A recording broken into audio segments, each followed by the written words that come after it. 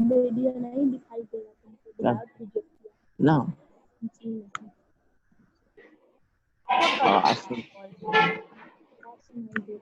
तो कथी कर लीव करो, लीव करके फिर से स्टार्ट करो।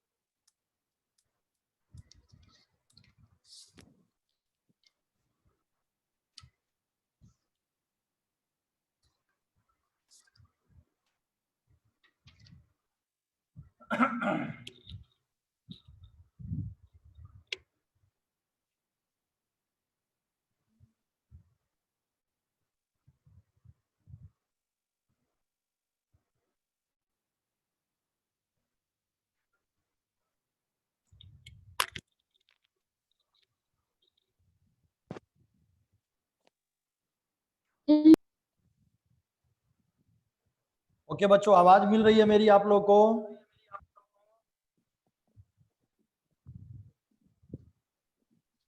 मेरी आवाज मिल रही है? Yes sir. Okay yes sir.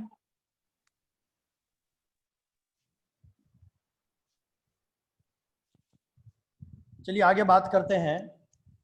पिछले क्लास में, अकाउंट्स के क्लास में हम लोगों ने डिस्कस किया था, सबसे पहले हम लोगों ने डिस्कस किया था अकाउंट्स का डेफिनेशंस के बारे में, और उसके बाद में मैंने आपको कुछ फीचर्स के बारे में, अकाउंट्स के फीचर्स के बारे में मैंने बताया था। आज हम बताएंगे आपको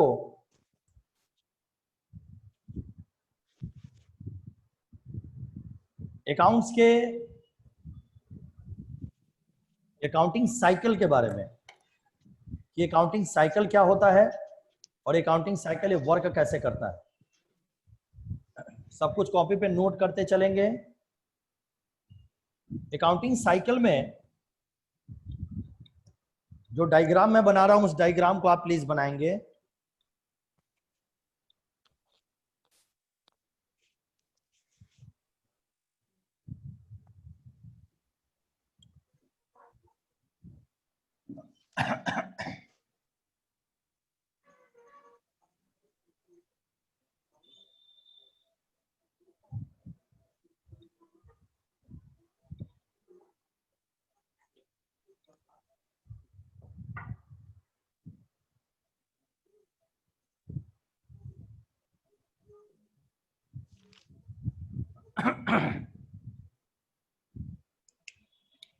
हेडिंग दें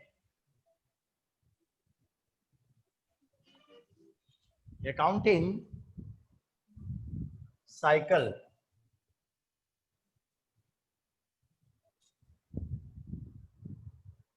cycle that means what? Accounting कैसे परफॉर्म करता है, पहले क्या करते हैं, फिर क्या करते हैं, किस प्रोसेस से होकर के हमको अकाउंट्स का काम करना होता है, that's called be accounting cycle. सबसे पहला साइकिल अकाउंट्स में होता है ट्रांजैक्शन।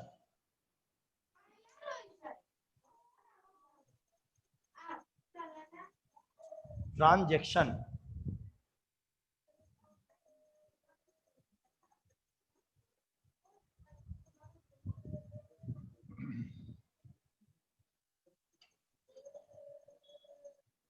बिजनेस में सबसे पहला काम क्या होता है? कस्टमर कहाँ जाता है? दुकानदार के पास। और कस्टमर जब दुकानदार के पास जाता है तो कस्टमर को क्या चाहिए? गुड्स चाहिए। कस्टमर गुड्स लेता है और दुकानदार को क्या देता है, पैसे देता है। इसको हम लोग क्या बोलते हैं, ट्रांजैक्शंस। तो बिजनेस में सबसे पहला काम किस चीज का होता है, ट्रांजैक्शंस का।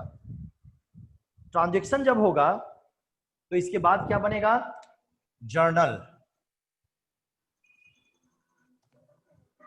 ट्रांजैक्शंस के बाद क्या तैयार होता है, जर्नल।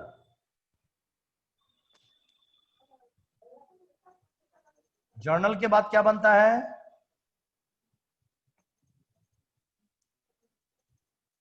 लेजर। ध्यान से देखते जाइए, जर्नल के बाद क्या बनेगा, लेजर।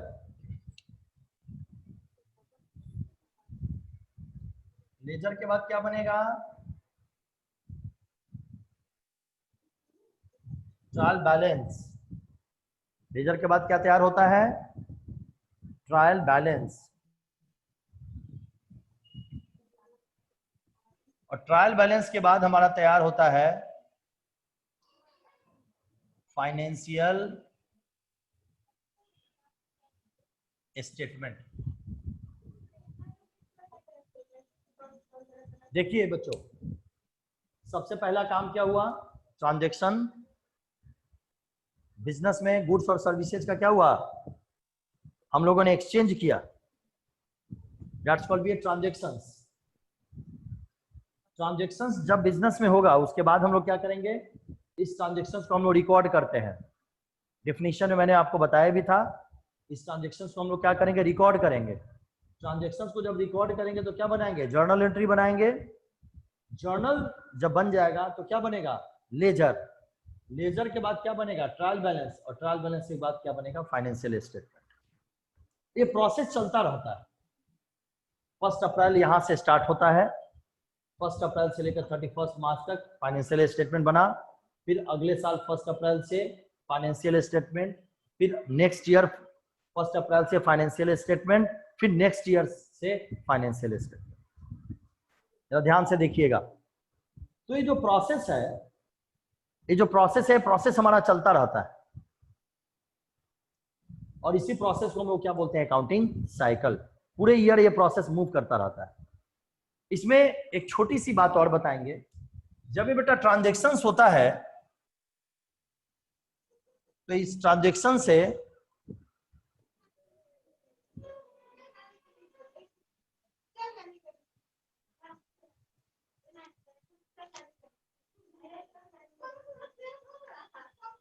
इस ट्रांजैक्शन और लेजर के बीच में कुछ और अकाउंटिंग के बुक्स प्रिपेयर किए जाते हैं।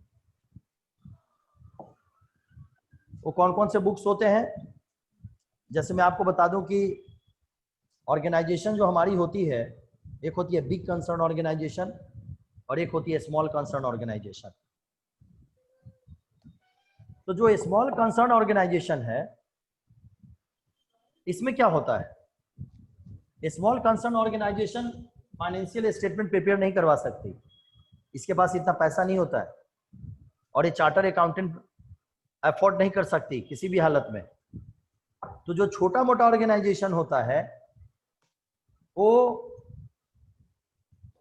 कुछ बुक्स को प्रिपेयर करती है, और उस बुक्स को प्रिपेयर करने के बाद उसी से उसका काम चल जाता है। फॉर द एग्जाम्पल्स, वो बुक्स क्या प्रिपेयर किए जाते हैं, जरा ध्यान से देखिएगा। नंबर 1 इज द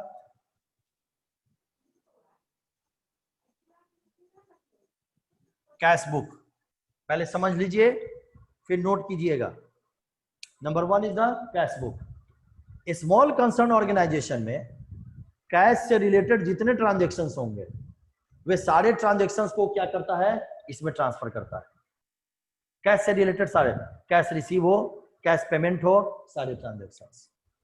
आगे देखिए, सेकेंड हमारा होता है purchase book.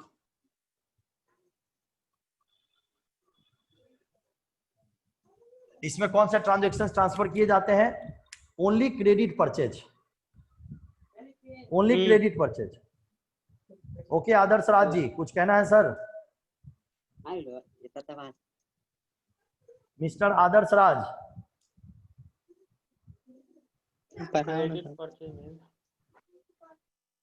Mister Adarsh Raj, हो गए सर। बच्चों एक बात जरूर बात करेंगे आप लोगों से,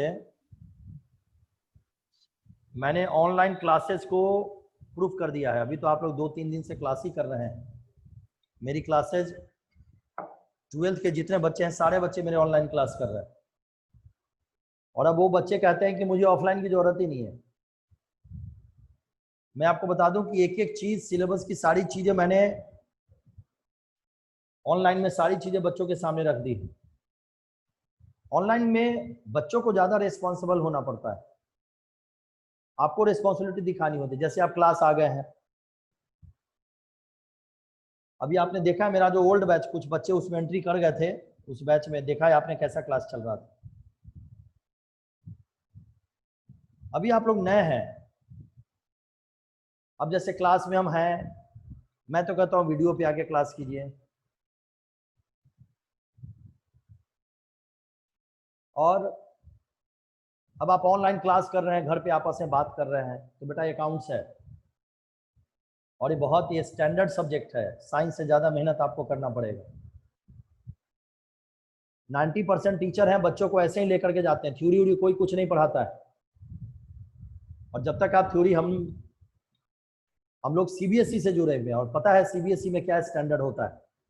बच्चा जो 10th पास करके आता है और सीबीएसई 12th में फेल कर जाता है, पता है क्यों? 9-10 में अभी स्कूल में पढ़ाई नहीं होती है, हम लोग को पता है। और 50% बच्चे पढ़ना भी नहीं चाहते। जनरली कॉमर्स कौन सा बच्चा लेता है? बिहार में क्या पॉसिबिलिटी है, जिसको कम परसेंटेज आया, साइंस में मन नहीं लगता है, पढ़ने में मन नहीं लगता, वो सोचता चलो नहीं यार कॉमर्स ले लेते हैं। लेकिन ऐसी बात नहीं है सर, कॉमर्स बहुत ही स्टैंडर्ड सब्जेक्ट है। जब आप 10 दिन क्लास करेंगे और जब बुक पढ़ेंगे तब आपको समझ में आएगा। मैं बहुत पढ़ाता हूं बच्चों को, मेरे यहाँ बहुत डिसिप्लिन है, बहुत ज्यादा डिसिप्लिन। सृजन अपने डिसिप्लिन के लिए जाना जाता है। वो मेरा अखाड़ा घाट का ब्रांच हो या लेनी चौक का ब्रांच हो। आज मैं लेनी चौक ब्रांच से क्लास ले रहा हूँ। आज मैं 3 महीने के बाद अपने इस ब्रांच पे आया हूँ। तो बच्चों सबसे ज्यादा जरूरी है आपका डिसिप्लिन में आना और क्लास के अकॉर्डिंग टू आपको परफॉर्म करना। आप बैठने की आपकी जगह होनी चाहिए, क्लास को कंसंट्रेशन के साथ सुने, जो कुछ भी होता है उसको नोट करें, नोट्स और होमवर्क जो जाता है उसको उसी दिन प्रिपेयर करें, उसके बाद देखिए मजा आ जाएगा। 12th में मैंने 300 क्वेश्चन, 300 क्वेश्चंस मैंने सारे बोर्ड पे बनाए हैं और बच्चों ने किए हैं।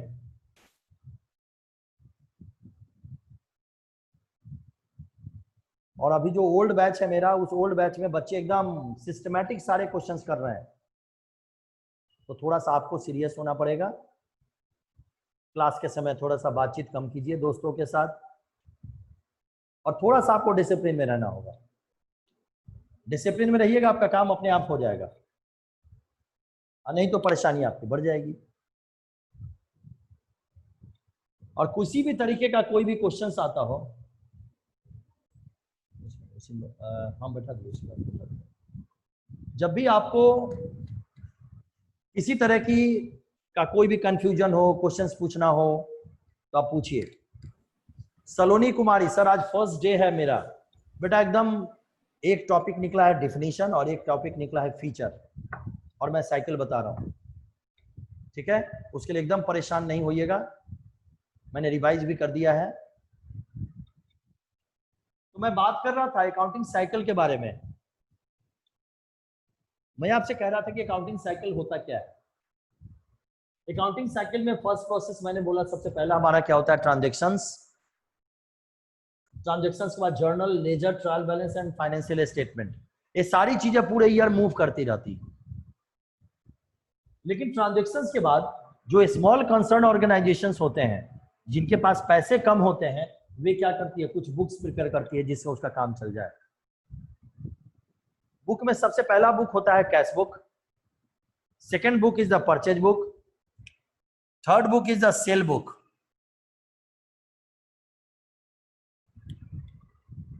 Fourth book is the purchase return book,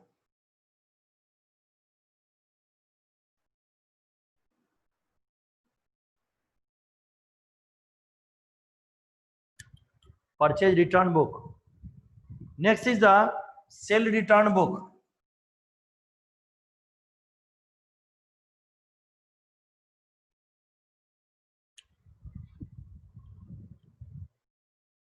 इसके बाद बिल रिसीवेबल बुक, इसको B/R भी बोलते हैं, bills payable book, and last is the journal proper.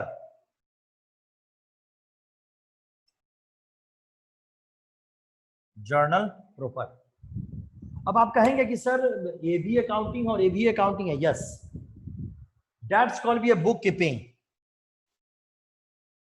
इसी को हम लोग किस नाम से जानते हैं? बुक कीपिंग के नाम से. इन ए स्मॉल ऑर्गेनाइजेशन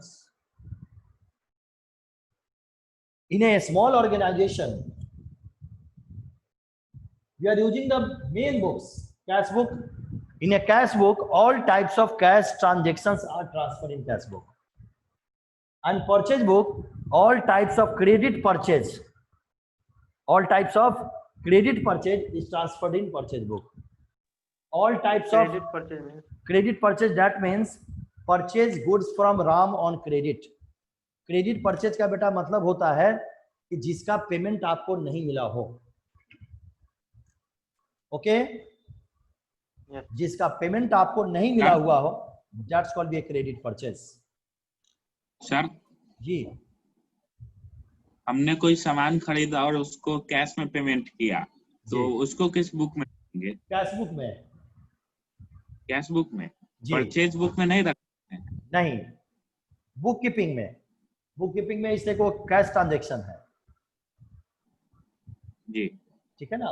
और अगर वही उधार होगा, क्रेडिट होगा, तो कहाँ आएगा? परचेज बुक में. ठीक है. Yes sir. फिर अगर क्रेडिट सेल होता है तो सेल बुक में. अगर उधार किया हुआ सामान अगर वापस लौट गया तो परचेज रिटर्न में. सामान हमने सेल किया, वापस लौट गया तो सेल रिटर्न में. इसकी दोनों की चर्चा भी नहीं करेंगे. ठीक है. और इस सब में जिसमें जो एंट्री नहीं हो पाई वो किसमें आती है? Journal proper. तो एक कंप्लीट एक अकाउंटिंग साइकिल है. इसको आप लोग थोड़ा सा बना ले कॉपी पे, बहुत सुंदर हैंडराइटिंग में.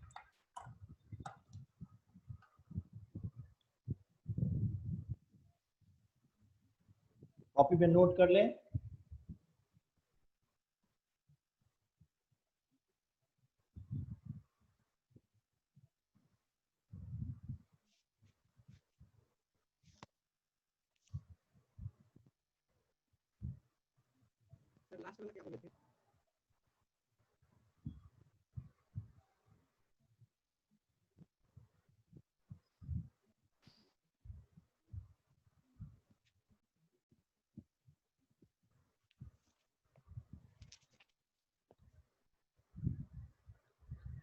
हो जाएगा तो चैट करेंगे कि यस सर हो गया.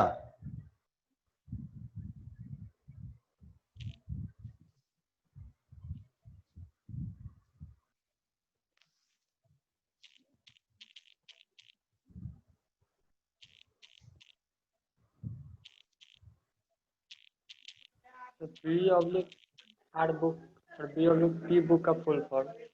जी, सर B/R book और B/P बिल रिसीवेबल. का फुल फॉर्म. B/R का फुल फॉर्म होता है बिल्स रिसीवेबल और B/P का मतलब होता है bills payable. Yes sir. Okay. तो बच्चों ये था हमारा अकाउंटिंग साइकिल. इस अकाउंटिंग साइकिल में आपको कहीं से कोई डाउट अगर है, कहीं से कोई कंफ्यूजन है, तो बेटा क्वेश्चन एराइज करें.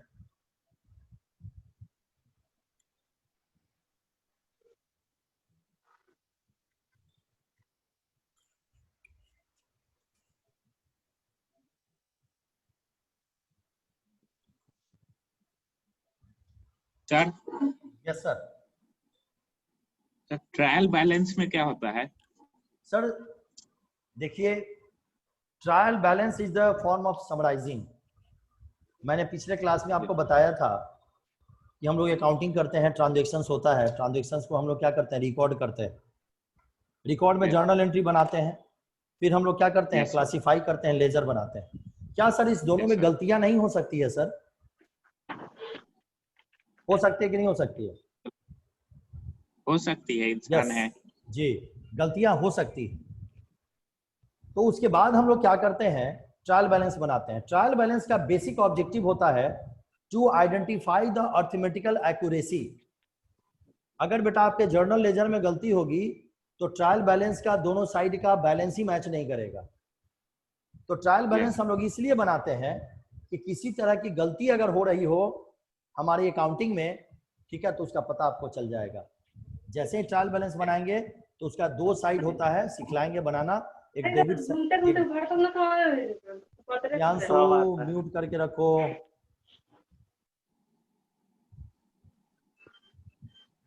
तो ट्रायल बैलेंस में जो गलतियां होती, सॉरी, जर्नल और लेजर में जो गलतियां होती है उस गलतियों को पता लगाने के लिए हम लोग क्या बनाते हैं, ट्रायल बैलेंस बनाते हैं। Okay Prince sir? Yes sir. Okay, चलो बच्चों आज एक टॉपिक और देखते हैं, ऑब्जेक्टिव ऑफ अकाउंटिंग। क्या उद्देश्य है अकाउंटिंग करने के, हम लोग अकाउंटिंग करते क्यों हैं, हमारा अकाउंटिंग का ऑब्जेक्टिव्स क्या है। ठीक है, हेडिंग लिखें,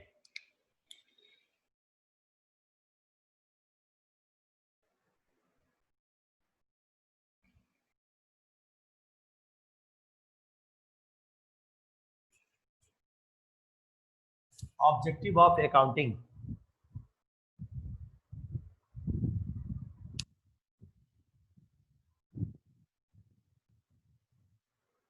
कार्तिक कश्यप जी कहां पे छूट गया आपका, थोड़ा बताइए। कार्तिक कश्यप सिंह, बात करें सर। आपकी आवाज नहीं आ रही है, आप थोड़ा सा अपने हेडफोन को सही करें, फोन में सही से कनेक्ट करें उसको।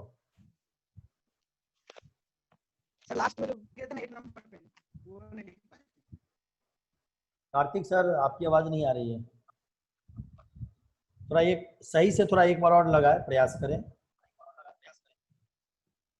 मोबाइल में कनेक्ट करें, वॉल्यूम बढ़ाएं, कनेक्ट करें, वॉल्यूम बढ़ाएं। हाँ, नेटवर्क इशू हो सकता है। जी बोलिए।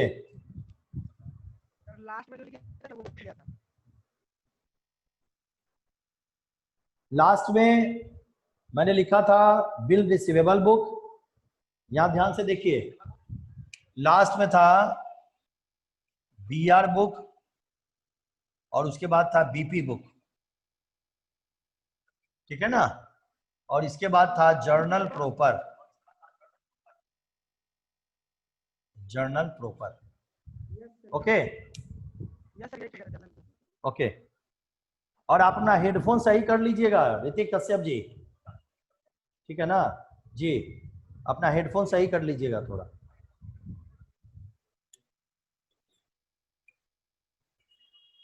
चलिए बात करते हैं कि अकाउंटिंग जो हम लोग करते हैं इसका ऑब्जेक्टिव्स क्या होता है, अकाउंटिंग के उद्देश्य क्या होते हैं। तो सबसे पहला उद्देश्य होता है, लिखते चले, नंबर 1, to keep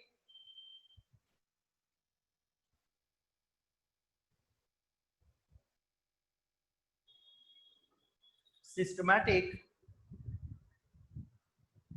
record of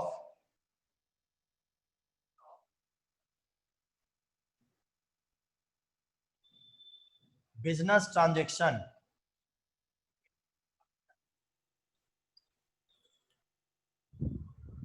to keep systematic record of business transaction।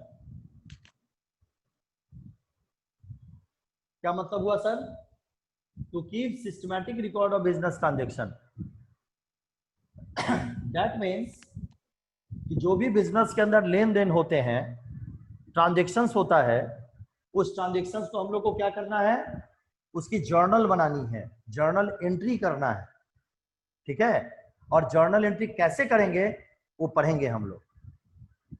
वही कहता है to keep systematic record of business transactions. पहला उद्देश्य होता है अकाउंटिंग करने का कि जो भी व्यवसाय में ट्रांजैक्शंस होते हैं उसको क्या करना, प्रॉपर्ली लिखना, ठीक है। सेकेंड पॉइंट,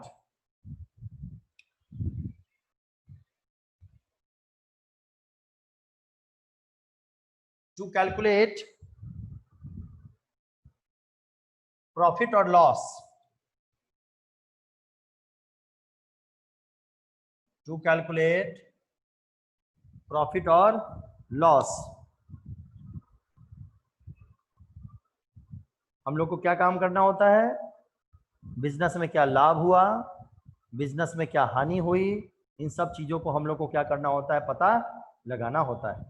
अगर आप अकाउंटिंग प्रॉपर्ली करेंगे तो बिजनेस के प्रॉफिट और लॉस के बारे में आपको पता चल जाएगा। Third,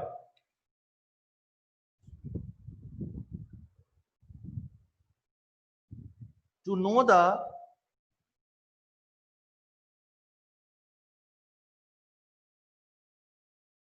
exact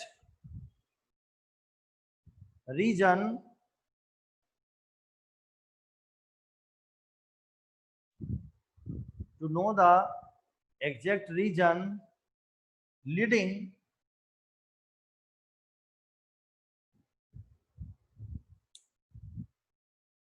to net profit or net loss, to net profit और नेट लॉस, क्या मीनिंग निकला सर?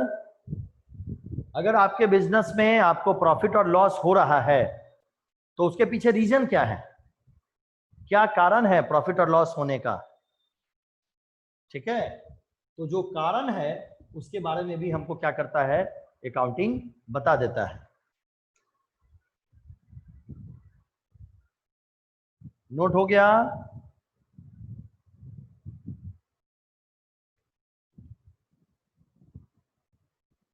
सब कल आप लोग याद कर लेंगे खूब अच्छे तरीके से, ठीक है जी।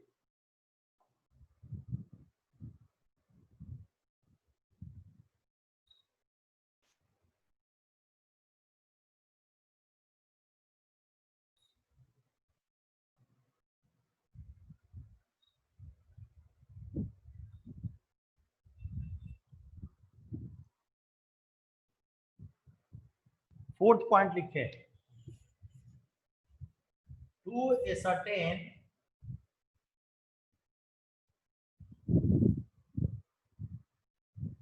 the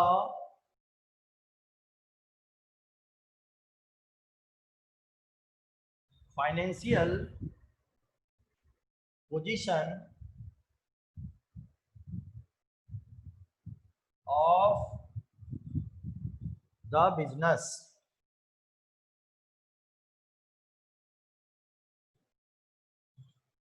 to ascertain the financial position of the business। ये फाइनेंशियल पोजीशन बेटा क्या होता है? फाइनेंशियल पोजीशन का मतलब होता है कि आपके एसेट्स क्या होने चाहिए? ज्यादा होने चाहिए, और आपकी लायबिलिटी कम होनी चाहिए। जिस भी बिजनेस में उनका एसेट्स ज्यादा होता है और लायबिलिटी कम होती है, माना जाता है कि उस बिजनेस की फाइनेंशियल पोजीशन बहुत अच्छी है। फिफ्थ नंबर पॉइंट नोट करें, to ascertain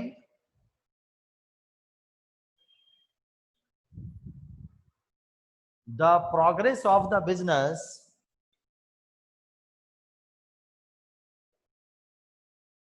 the progress of the business, note करते चले, from year to year,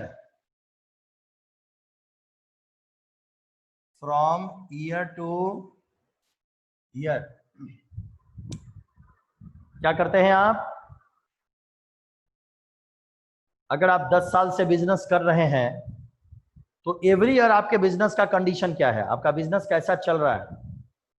प्रत्येक साल बिजनेस बढ़ रहा है, घट रहा है, इन सब चीजों के बारे में आपको क्या पता चल जाता है? अकाउंटिंग से पता लग जाता है। ओके, तो बच्चों आज के क्लास में हम लोगों ने दो टॉपिक देखा। पहला टॉपिक हम लोगों ने देखा अकाउंटिंग साइकिल, और दूसरा टॉपिक हम लोगों ने देखा अकाउंटिंग साइकिल के साथ साथ हम लोगों ने देखा कि ऑब्जेक्टिव्स ऑफ अकाउंटिंग क्या होता है। कल फिर हम लोग आगे क्लास में देखेंगे इस टॉपिक से आगे। और आज जितना भी मैंने आपको करवाया है इन सब चीज़ों को खूब अच्छे तरीके से बुक में पढ़ लेंगे और कल जहाँ तक हो सके क्वेश्चन एराइज करेंगे। जब भी मेरी क्लास होगी तो उसका शुरू का 10 मिनट मैं पीछे के क्लास आपको रिवाइज करूंगा, देन उसके बाद मैं टॉपिक को आगे बढ़ाऊंगा। तो घर पे सेल्फ स्टडी जरूर करें, ठीक है। ऑनलाइन क्लासेज है, ऑनलाइन क्लासेज में सेल्फ स्टडी करना आपके लिए बहुत जरूरी है। Okay, thank you. हम लीव करते हैं, आज के लिए इतना ही। आप सब लोगों को गुड डे।